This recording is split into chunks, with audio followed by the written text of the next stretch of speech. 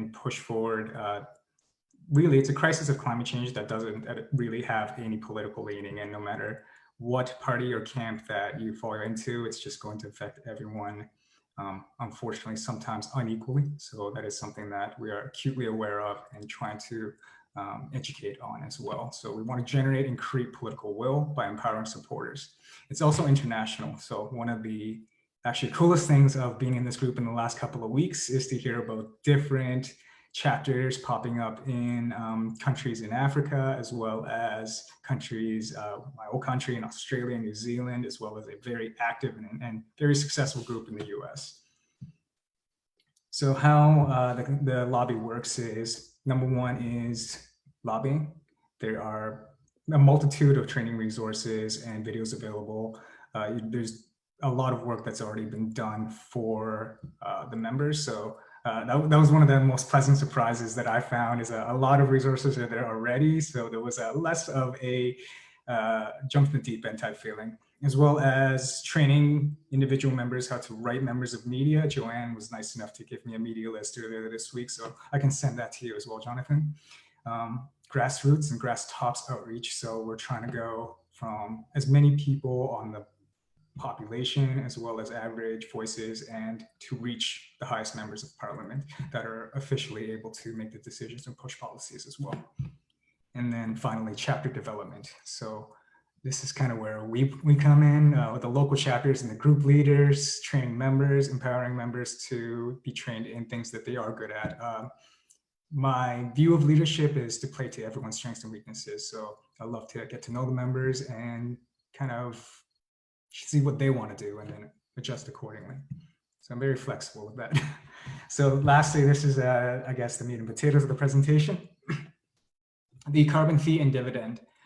This is based on 4 principal policies. Number 1 is to place a steady rising fee on CO2 content and fossil fuels. Give all of the revenue, 100%, back to households. So this is quite an important portion of it. This is revenue neutral, which makes it different from a tax. So I'll get into that a little bit later. Also, border adjustment. This was something that was really exciting for me to find out about in the last couple of weeks, because I think it does really protect our industries, and it's been economically feasible. And this is a talking point if you're actually Republican leading, that I've found a little bit easier to open up some dialogue. So finally, it's good for the economy and of course better for the climate. That should be point 1, but you know, that's my bias. So this is just a small infographic taken from the website.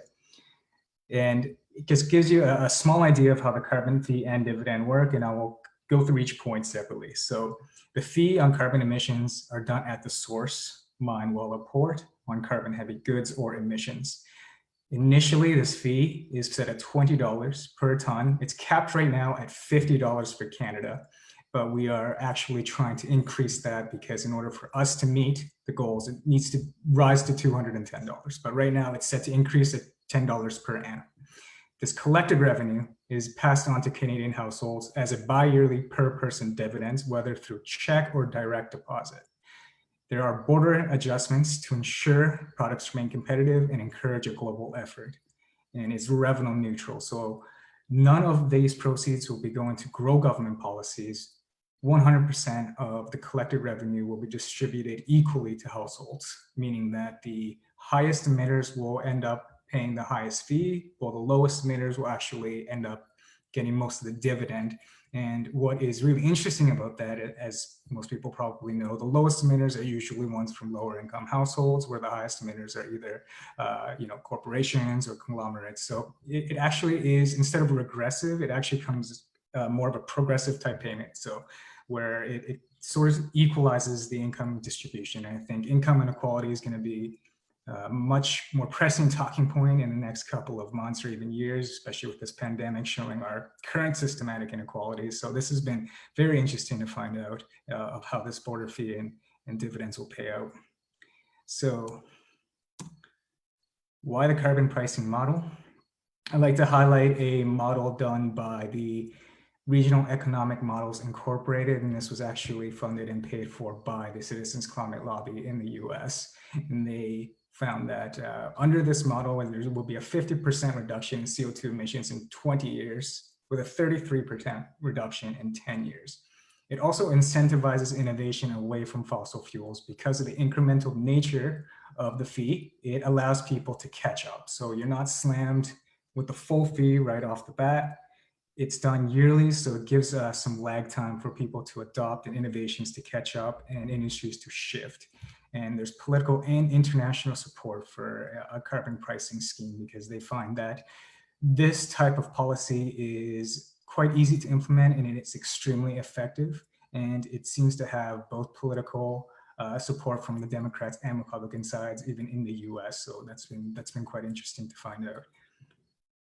So I want to speak, I guess, the last thing is the FAQs, but something that's been more interesting to me has been the border adjustments.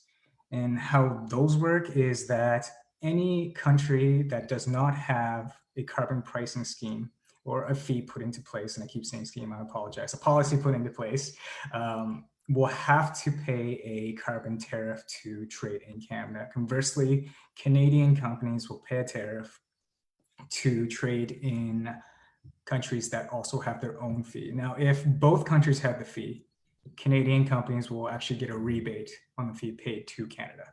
And what this does is it gives a stick, if you're an economist, to countries that will offshore their development and try to import to Canada. So this ensures a competitive neutral market. Now, so that other companies can't take advantage of offshore manufacturing and imports. So basically, the main idea is to have everybody under a same policy that puts a fee on their own emissions and not give preferential treatment to bigger markets. And that's been, if you're so economically and Republican minded, that's been one of the talking points that I found one of the most interesting ways to engage those, because that's not, again, my area of expertise. So if these are all interesting to you, we have several groups and several ways to get involved. There is a Facebook group. We also have a Twitter and a social media account. I'm not sure if we have an Instagram, but I think we do. Canada and the Halifax chapter have one as well. And then the last link there, canada.citizensclimatelobby.org. That is a way for you to join directly and be connected with a local chapter. So we've got chapters all across every province. So thank you.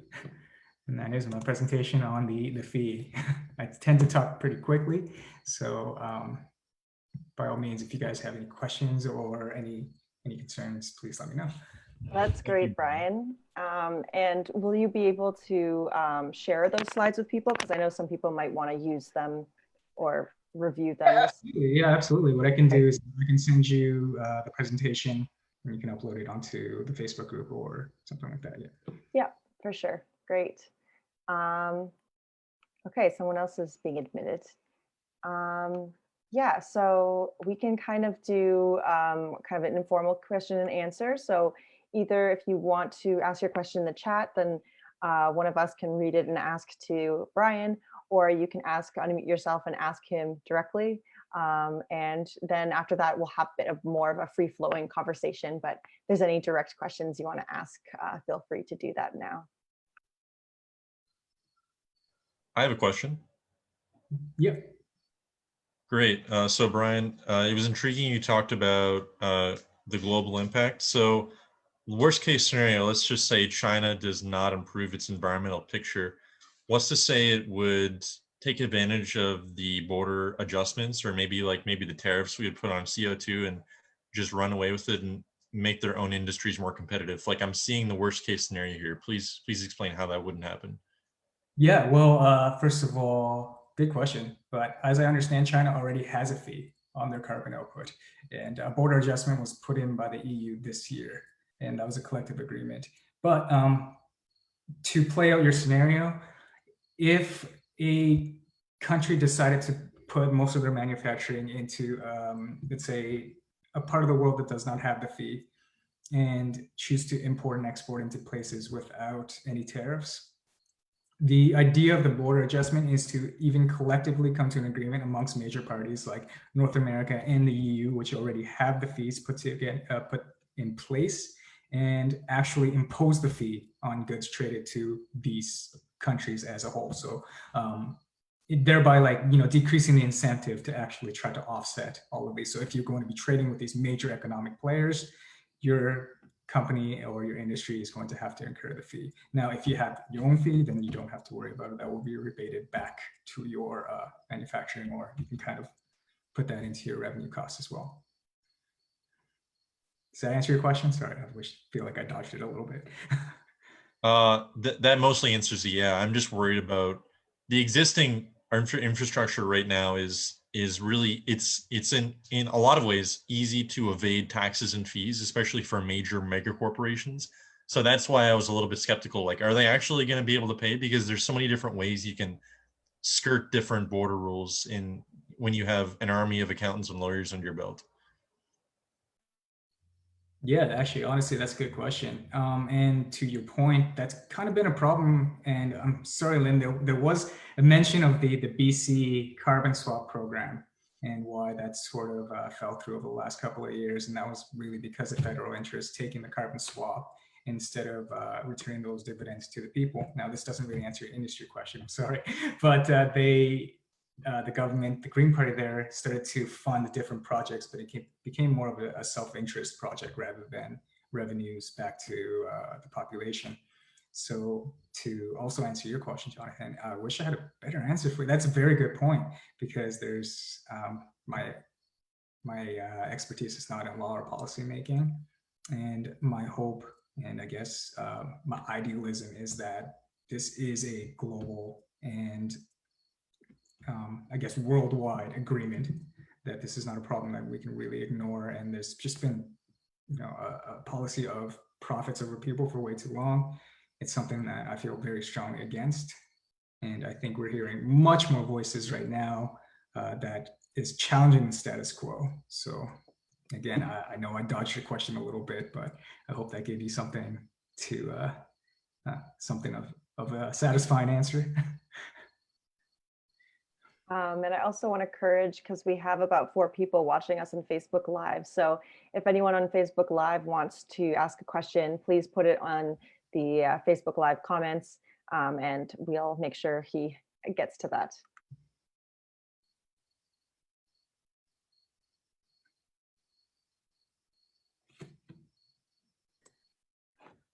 So Brian, is the main difference between this and a carbon tax that the money goes right to the people instead of to the government?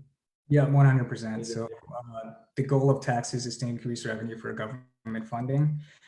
This one is designed to be revenue neutral, and proceeds and collections will go 100% back to the public.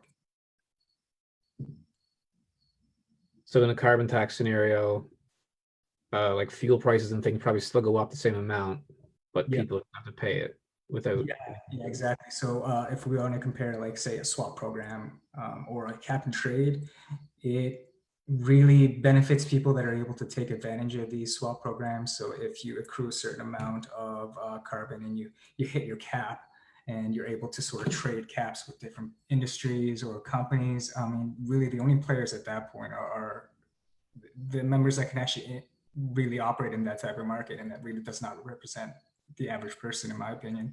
And it is the same with the carbon tax. So if all of this collected revenue is set to be distributed by a certain select member of the public, then it doesn't. Then at the same time, you're ending up in the same situation. We have a very small group of people making decisions for all of Canada. So our aim is to sort of just turn that on its head and just make this very thoughtless and say, well, kind of give that back to the people and figure out from there, they get the money and they can make decisions of it what they will. And we are really kind of banking on people to say, well, if carbon expensive goods are going up, we're going to shift our consumer habits. To use an economic incentive-based analogy, that's the second goal, and it's the reason why there's an incremental increase instead of like a flat fee of the up to the $210 of the goal. I guess if it goes to government, it has the possibility of being used for like a green fund to like fund like clean energy projects. But I think people being able to retain their spending power is probably going to go farther in as far as public acceptance goes, would be my thought. Yeah, and I mean, I agree there. Like, I by no means and against government-funded green projects and renewable energies. In fact, I think that's going to be one of the big ways forward. But if I were to just speak about this policy and this policy alone, it is exactly about giving some purchasing power back to the consumer and the average person. Yeah, I think for me, what's I'm like a little bit apprehensive about is like, like let's talk about our current government. We still have fossil fuel subsidies. So like, how are we expecting them to enforce these like, fees on the actual polluters at the source, right? Because like we had, like they promised to cut all fossil fuel subsidies, but it was all non-essential fossil fuel subsidies. And then they deemed that all of them were essential. So basically didn't cut any. So it's kind of like, how do we know they're actually going to charge the people that like should be paying for, the GHG emissions? So actually, that's a good question. At least in terms of the international, so the American policy is that those funds are collected by the border agencies and distributed appropriately. But again, that's still elected government, I guess, for lack of a better word, flexibility of definitions. There is a federal backstop in place for the Canadian version where industries are able to emit up to a certain agreed upon standard. Now that standard, unfortunately, might be apt to change in the near future, but anything above that, they will have to pay into this fee. So it sort of rewards industries that are trying to actively cut down on these emissions. And now how those definitions are going to be put into place, like I said, I wish they were set in stone, but I can't really make that promise, unfortunately. Again, we'll have to sort of act in faith of an economic stick and carrot model, where the stick is the fee and the carrot is actually a net savings of actually reducing emissions in the long term. Yeah. Yeah, so I think we can also just kind of open up the conversation to even just thinking more generally, like how do we get policies such as this, but maybe not referring to this one specifically, how do we, get federal lawmakers and people, on board, and how do we, make sure that they're actually getting on the agenda and it's not just, not just speech, but there's actually some, grit to it. There's legislation. There's the things we need to actually make this actionable. What do folks think about that? Absolutely, Joanne, you're probably the best to answer this question.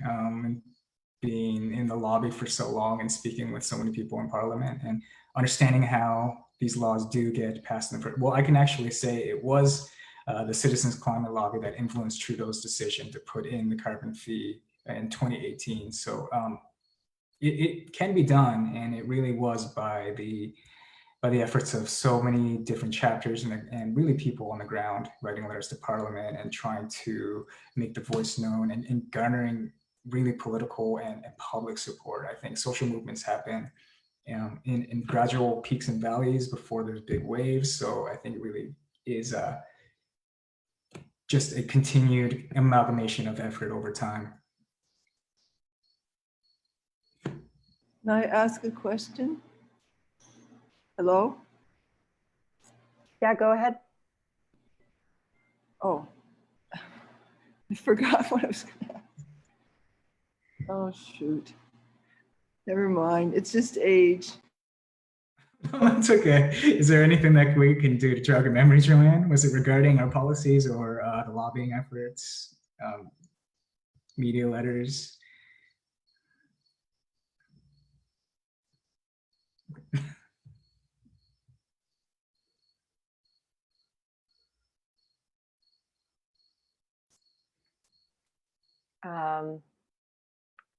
Yeah, so yeah, because I was thinking about this, especially, with the political climate we currently have that's been going on, and, the recent proroguing of Parliament, and, there's going to be a confidence vote in the fall. So it feels like a really interesting, like, political moment to see, like, what sort of things could happen, and especially on the economic side, like this has a very strong argument to it, because right now a lot of people are concerned about that because obviously COVID, and we're likely heading into an economic recession. So yeah, I'm like quite interested to see like how people are able to leverage those moments. Because I know right now there's a campaign to try to find the true numbers behind the TMX pipeline, and like how much is it actually, going to cost the government, because we know we're going to need a lot of investment in the economy, in climate action. Should we be spending $1 billion on a pipeline right now?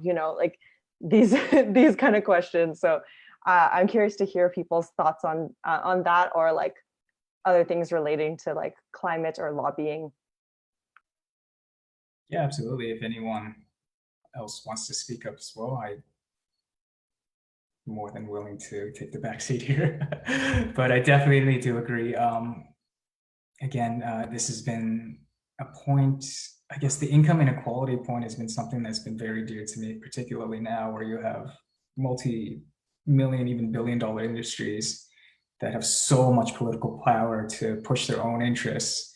And one of the reasons why I got involved in this group was it really did feel like a good effort to flip that on its head, to give a voice to the people. And I guess I don't want to sound too patriotic here, but that to me is like, well, if you aren't able to get your voice heard, then can we really say like everyone's opinion and everyone's vote counts in a democratic society, right? So where I think efforts like lobbying and getting members of parliament to even listen to you, that really does, it gives power back to the average person in Canada. So you're right. I think there is a very interesting movement going on. I think there's going to be a lot of challenge in the status quo, and I'm happy to see that. So I'm excited to see the next couple of months and years actually go.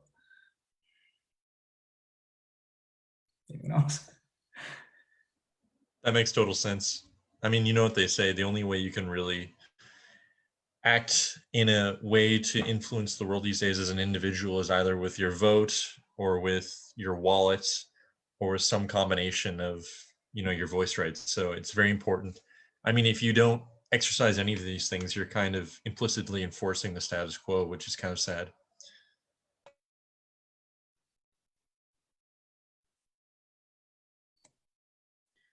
Yeah, the wallet one is one I think about a lot.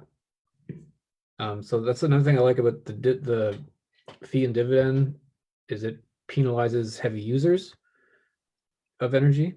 When I think in like the long term, there's a lot of money has to be spent to make things right, and most of the money in the world is in a very few pockets. And those pockets are the ones that use most energy too. So I think often about tiered electricity pricing. It's like the more you use, the more you pay per unit of energy. So the fee and dividends is sort of like that. Or if you are getting X amount of dollars in a check every year for the dividend, you're benefited by that more the less energy you use, right? Because energy is going to be more expensive because of the fee. Yeah, absolutely. So yeah, if rich people will complain that their energy is more expensive, but too bad, you shouldn't have been using so much in the first place.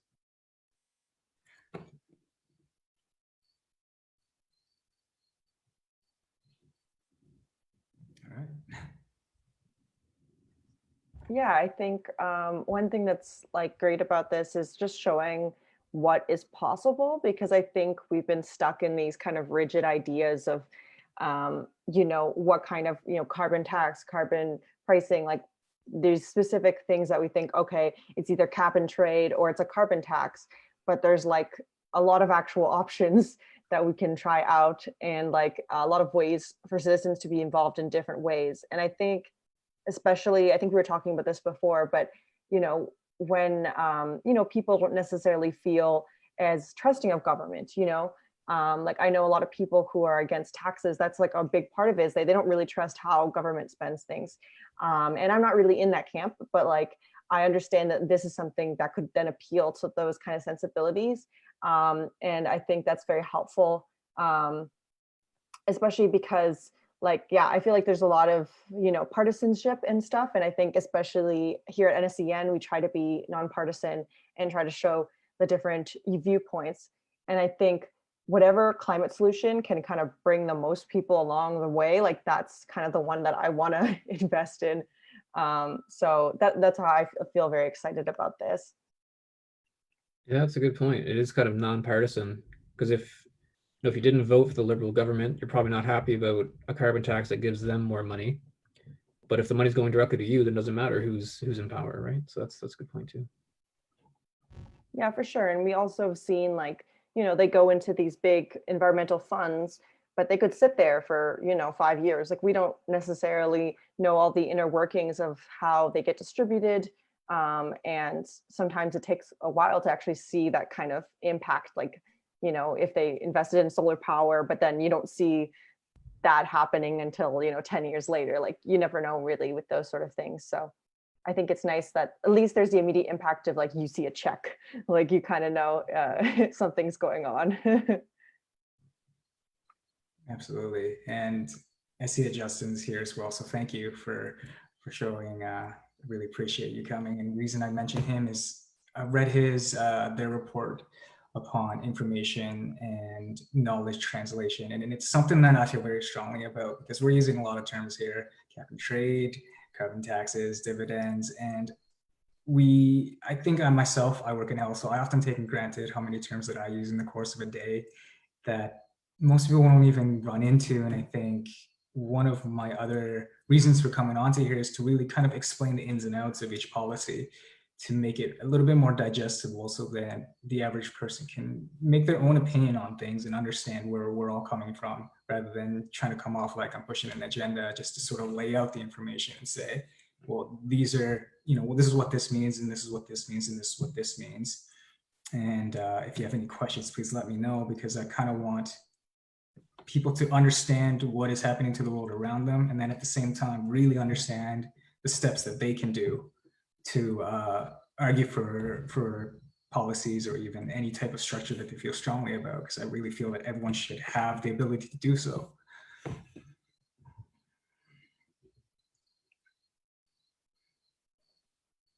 Yeah, thank you. I definitely agree. So I have a few polls I've set up just to give us some feedback on this event.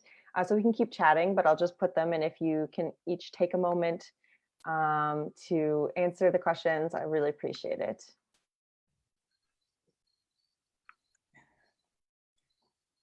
Oh, we can't vote, right?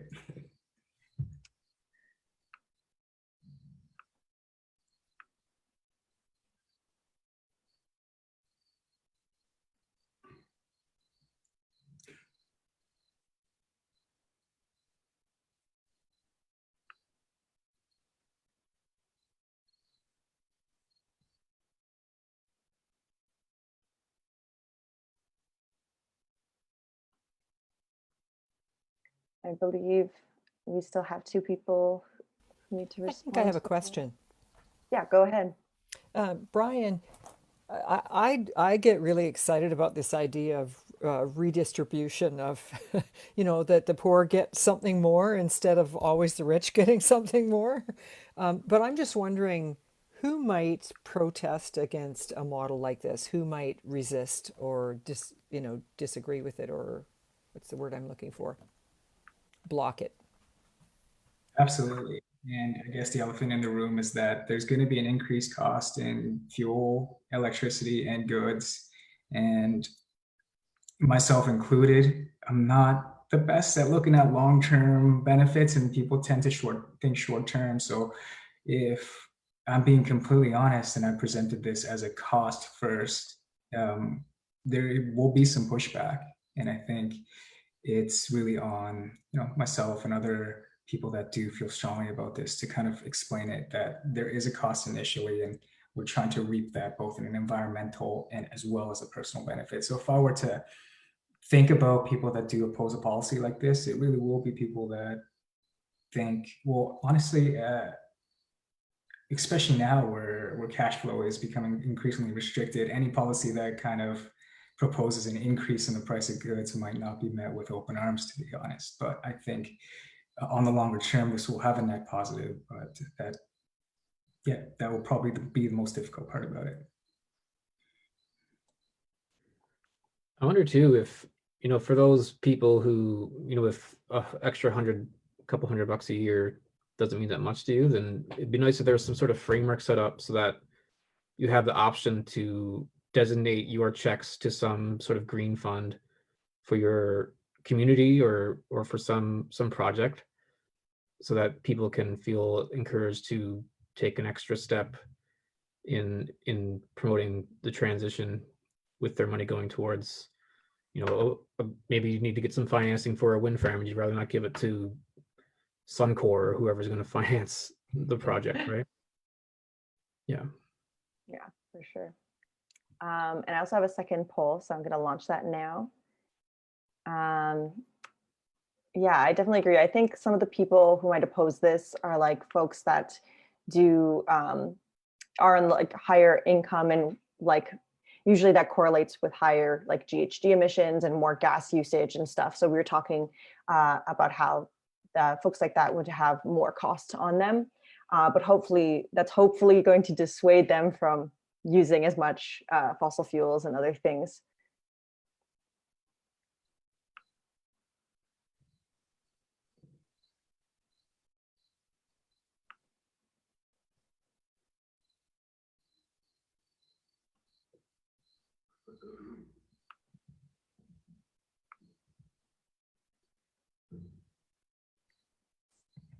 Sorry, I'm like intimately interested in looking at the polling here. I'll be fully honest in saying that.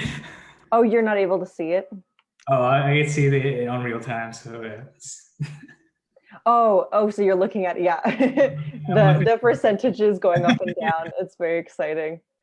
And then we'll have a bit of a checkout. So we just have a few questions, and then I also just want to hear from you in general, like what you got from the event. And I know some people joined us in the middle and halfway and close to the end. So it'll be also nice to hear your voices and hear what you've got from this session.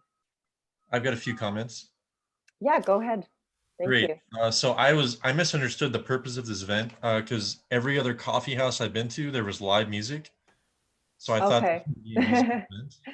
I mean, maybe it was a misuse of the term, but yeah, sorry for that misunderstanding. No, it's fine. I was just like, okay, it's a seminar. Okay, no problem. I was like, oh, I'm sorry.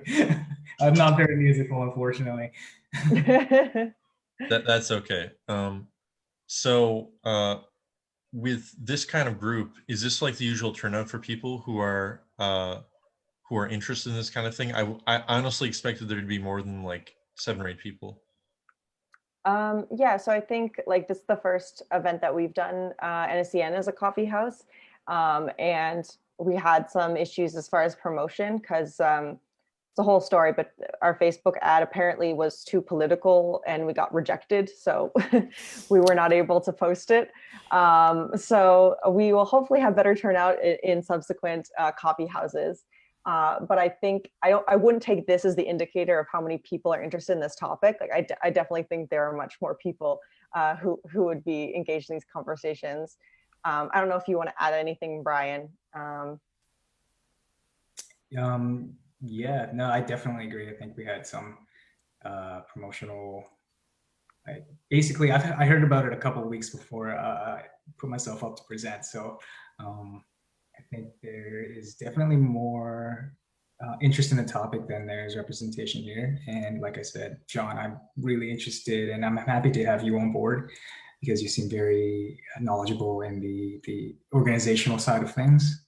So if you have any ideas to increase word of mouth or... No, I actually have no idea how to run a CCL. This is totally new to me. I don't have anything. I'm very, very new here. I want to be very clear about that. So just even your skills as I can, anyway, we chat later if you wanted to. Yeah, sure. Yeah, Could I ask a favor, Brian? Yeah, absolutely. Would you be willing to put your slides back up again? The first slide went by so fast and it's still driving me crazy because I'm still trying to think back to the original framework. Would you just put it back? Oh, yes, Did you get absolutely. that? Would you like to see the infographic again? No, it was the one before that, I think. And he'll also share the slides afterward. Yeah, that's true, but I'm such a moving target. The truth is, I probably won't look at it again if I don't get to see it now. No worries. But, it's fine. No, it was it was slide number 2, I think. Yep. Yeah, so if anyone else wants to share any comments, we also would love to hear if you have suggestions for future speakers or topics that we could cover in this series. Great. Now I know what question I want to ask, if I may, or are you closing now? No, you can go ahead. Oh, shoot, he just took it down again. Oh, yeah, sorry. I was just trying to take a snap of that because I got a photograph of all the others. So, Yeah, absolutely. Here, let me. yeah, I'm sorry. I'm very visual, and I can't retain questions very long in my head either. So whatever it was, it triggered the question again, but then it was gone as soon as the picture went away. You started to explain about the Citizens Climate Lobby, and so would you mind going to the third slide again for a moment? Yeah, so was this originated in the US? Because I noticed you made a lot of references to the Democrats and the Republicans, and Yeah, so is this an American lobby and then it's now international? Is that? I'd that's love to know a little bit more about the climate lobby if you could say a couple of. no, that's yeah, I'll be happy to. And even Joanne, if you want to take this floor as well. So it did started in the U.S. Um, Can I just say that on the Citizens Climate Lobby US site, every Wednesday, there's a free call that you can just join and learn everything under the sun about Citizens Climate Lobby. What I'm more interested in is how strong is it in Canada, and what, I'm much more interested in participating in the Canadian counterpart of it. I'm kind of up to here with American everything right now, so just speaking my truth. So I would be much more interested in engaging in the Canadian side of things if I knew what that was. I imagine that Brian could connect you with the national manager, Kathy Orlando. Yeah, Absolutely. or is there like if I go on to that climate lobby, is there like chapters in every country and you just click on Canada or something? Yeah. Is there a separate website, something like Yeah, that? so I put the link to the website in the chat, and there is a chapter in Vancouver, I'm pretty sure. Fantastic. There I you go. think Thank you so much for that. I think the most active chapter, according to Brian, he said was Ottawa and Toronto. Those are kind of the hub, and usually, apparently, they meet in Ottawa every year, like all of the groups across Canada. But obviously, that couldn't happen this year due to COVID. But yeah, there it is. So there's all the lists of. Fabulous. Thank you so much. That answers my question. Great. Yeah, so would anyone else like to share their thoughts and comments on the event before we end?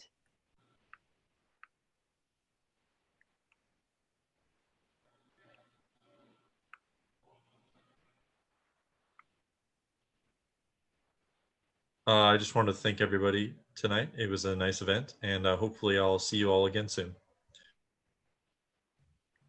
Great, thank you. Welcome, Jonathan. Thanks for attending. It's really nice to meet you. You can also share any comments on the chat. Also, obviously, you can contact us at any time at NSEN. And we really love to hear your ideas because we really want to, yeah, just engage different folks, not always have the same faces talking on the same topics, you know what I mean?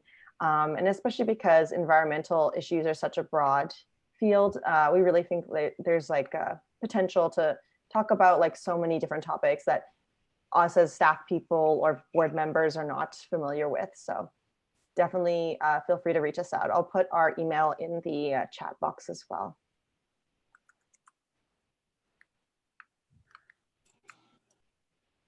Thanks, everyone. Well done, Brian and Sabrina. Thank you so much for having me. It was a pleasure to speak. Hope you guys enjoyed the presentation.